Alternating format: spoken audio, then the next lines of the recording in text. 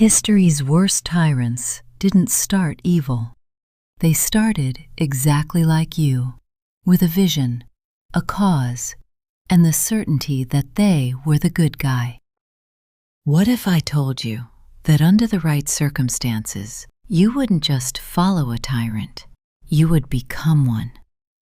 We love to look at history's monsters and think we are immune to their rot.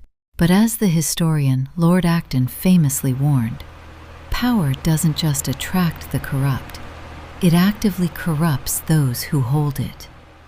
Imagine you are building something great, a company or a movement, fueled by a vision to fix what is broken.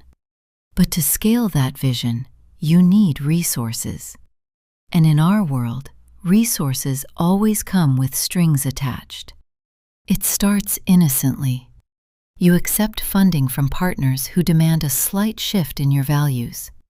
You tell yourself it's just a strategic compromise. But as Robert Greene argues in his Laws of Power, once you enter that game, you are playing by rules that reward the ruthless. You start hiring only those who align perfectly with your culture, creating an echo chamber. You don't call it censorship. You call it brand alignment. Look at history. Mussolini didn't start as a fascist dictator. He started as a journalist, promising to fix a fractured, chaotic Italy. He offered stability. But the moment he accepted the support of industrial elites to crush his opposition, the descent began. He became a prisoner of the very power he sought. It's the banality of evil that Hannah Arendt wrote about. It's not always about malice. It's about good people becoming small, efficient cogs in a machine that demands compliance. You fall into the trap of the Stanford prison experiment. You aren't inherently evil, but you adopt a role that makes dehumanizing others feel like a duty. You silence critics, not because you're a villain, but because they threaten the stability you've promised your investors. You start to view people as statistics. Or, as the Milgram experiment showed us, you keep turning the dial because the authority figure, the structure, tells you it's necessary for the greater good. You've become the architect of your own cage.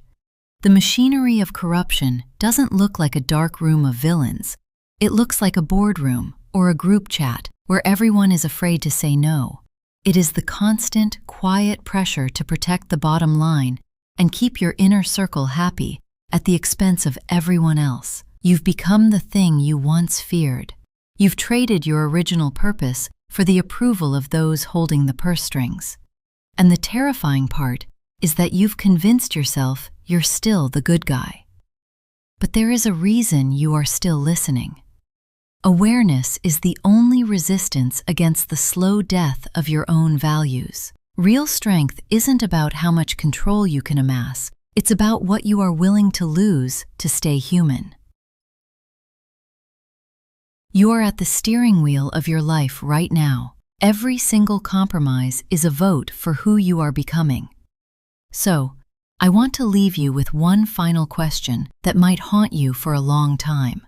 When the price of keeping your influence is the loss of your own integrity, will you even notice the exact moment you sold yourself out?